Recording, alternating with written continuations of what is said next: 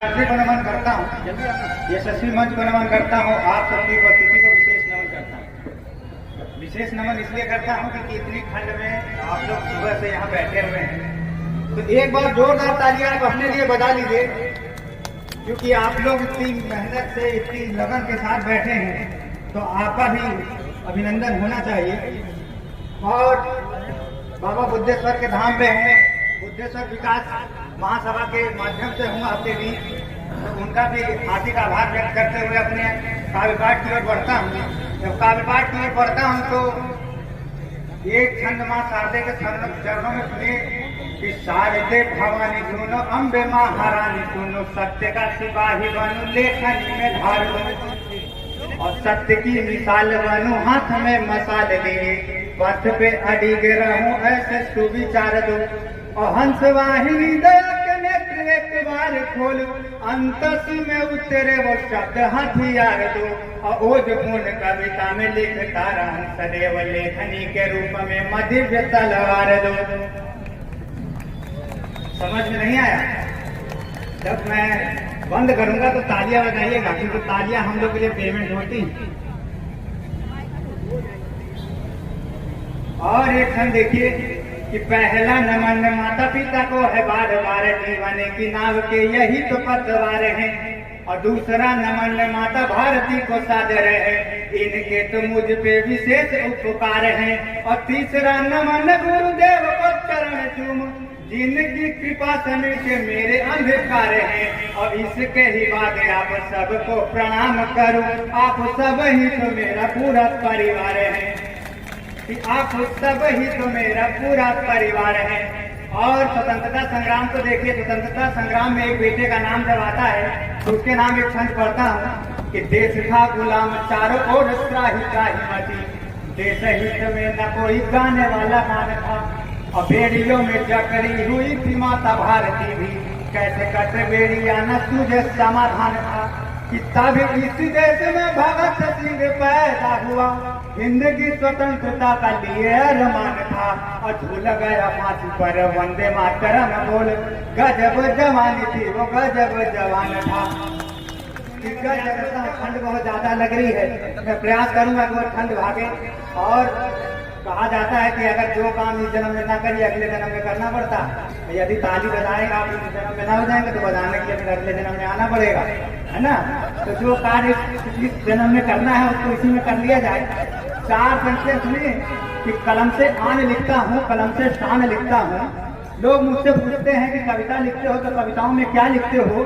चार पंक्तियां सुनिए कि कलम से आन लिखता हूँ, कलम से शान लिखता हूँ, गरीबों का बुजुर्गों का हमेशा मान लिखता हूँ, और हमें है एकता प्यारी सभी से प्यार हमको है, कि हमें है एकता प्यारी सभी से प्यार हमको है, जहाँ जाता हूँ हिंदी और हिंदुस्तान लिखता हूँ, कि जहाँ जाता हूँ हिंदी और हिंदुस्तान लिखता हूँ। और कुछ समय पहले की बात है, हमारे एयर कमांडर अभिनंदन जी पाकिस्तान चले गए। पाकिस्तान में उनसे एक प्रश्न पूछा गया कि आप कौन हो, तो उन्होंने जो जवाब दिया उसको चार पंक्ति में समेटने का प्रयास करता हूँ, और आपको लगे कि वो जवाब अरे भारतीय का जवाब है, तो मंच से भी मैं ये चाहूंगा कि मेरा समर्थन करें। भारतीय लोग क्या है, भारतीय क्या है कि करे जो त्याग की बातें उसे हम त्याग देते हैं, कि करे जो त्याग की बातें उसे हम त्याग देते हैं, लगाए आग जो बदले में उसको आग देते हैं। अगर शत्रु हमारी माँ की आंचल पर कदम रखे, अगर शत्रु हमारी माँ की आंचल पर कदम रखे, तो उसकी छाती में सीधे ही गोली दाग देते हैं, कि उसकी छाती में सीधे ही गोली दाग देते हैं। भारत माता की, भारत माता की जय। यही होता है जब बात देश पे आती है, देश के आन पे आती है, तो हम कहीं भी नहीं रुकते हैं, और हमारी माँ की आंचल पर रखेगा तो कैसे छोड़ देंगे।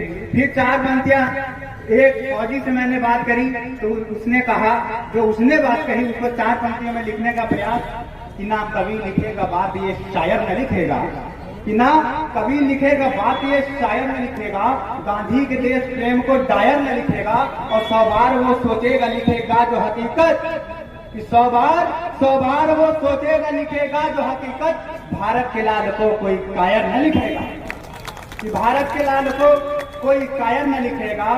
और एक फौजी जब सेना पे जाता है, सीमा पे जाता है, तो अपनी माँ से जो पंक्तियां कह के जाता है उसको 4 पंक्ति में समेटने का प्रयास करता हूँ कि भले भले ही जीवित मैं न लौटूं मगर आन का मान रखूंगा। कि भले भले ही जीवित मैं न लौटूं मगर आन का मान रखूंगा। रण क्षेत्र में उतरूंगा जब रणचंडी का ध्यान रखूंगा। और जिसको जाति धर्म है प्यारा बेशक जाति धर्म रखे। कि जिसको जिसको जिसको जाति धर्म है प्यारा बेशक जाति धर्म रखे। अपने से ऊपर मैं हरदम अपना हिंदुस्तान रखूंगा। कि अपने से ऊपर मैं हरदम अपना हिंदुस्तान रखूंगा। और यहाँ पे तमाम युवा साथी बैठे हैं। मैं अंतिम 4 पंक्तियां कह के अपना स्थान लूंगा। अपने युवा भाइयों और बहनों से यही कहना चाहता हूँ कि है जो रुपये सुहानी चली जाएगी। मेरी बात पे ध्यान दीजिएगा। मैं जो कहना चाह रहा हूँ अगर आपके तक पहुंचे तो अंतिम 4 पंक्तियां कह रहा हूँ, मेरे मन के साथ विदा करिएगा कि करे। अंतिम 4 पंक्तियां हैं कि है जो रुपये सुहानी चली जाएगी। ये है जो रुपये सुहानी चली जाएगी। रक्त की भी रवानी चली जाएगी। और वक्त है वक्त पे लक्ष्य हासिल करो। कि वक्त पे लक्ष्य हासिल करो। वक्त है वक्त पे लक्ष्य हासिल करो। व्यर्थ वरना जवानी चली जाएगी। बहुत बहुत